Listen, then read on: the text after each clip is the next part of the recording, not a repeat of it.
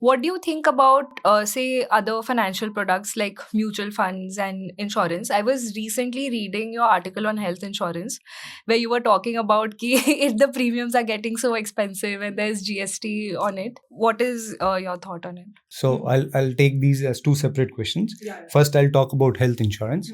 I would say I get touched by subjects like this, right? Where we need to understand that our government, or any government for that matter, has certain obligations towards the citizens of the country, right? To provide the basic amenities like education, health, etc. Right? I understand it's such a large country, it's not possible to have good health amenities available for everyone through government hospitals, because they'll have their own pressures, such a large population. Things might be improving over there, but still, if you go to a hospital here and anywhere in the country, you will understand the government hospitals, there are things which can improve. So what is the other alternative a middle class individual will have? To have health insurance, right? So ideally, the government should encourage each and every person to have health insurance, so that at the time of adversities, if something happens, they don't have a financial burden on their family. Because I have seen middle class families' wealth getting wiped away by one such incident, right? Because ultimately health facilities are so expensive, hospitalization is so expensive. So to enable you to sustain that kind of situation, the government should encourage health insurance, right? By encouragement, you mean the cost should be kept in control, right? The cost is increasing in the country. This year only it increased by good 20, 30, 40% for people. Right. And the third point is the GST on health insurance. It's 18%. Right.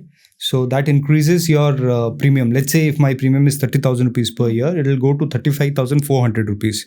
Right. Which is a big burden on people. So I appealed in that article that that GST should be either reduced to zero, or maybe bring it in the 5% slab.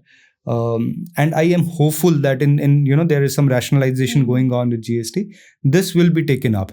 Even our transport minister, Mr. Nitin Gadkari, once pointed out that this should be done. So let's see what happens. But yes, the government should actually look into proposing GST, no GST on life insurance, on health insurance, right?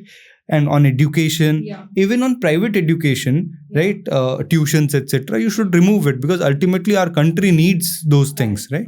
So yeah, that's it. Yeah, because 18% comes under a luxury product segment, right? And I don't think health insurance comes in that category. Luxury is 28%. So there is another slab, that's super luxury. 18% is also huge, but it's there. Like almost 20%. Yeah, it's huge. And regarding mutual funds, your other question.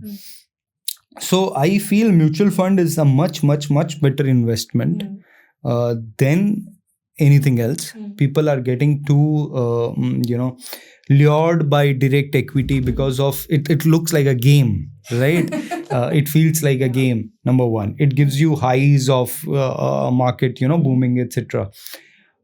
Plus, it gives you learning also. That's a positive side, that you learn about economy, you learn about a sector, a company, what is happening, right? All those things are there.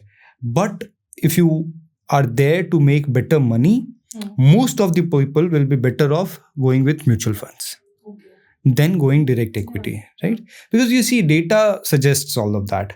90% of people, 89% of the people lose money in markets who are direct investors, which includes FNO traders also, right?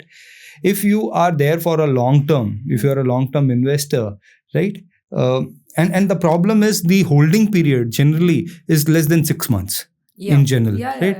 So what happens is, you are not a long-term investor and you will have to lose money, because that's how markets are, right?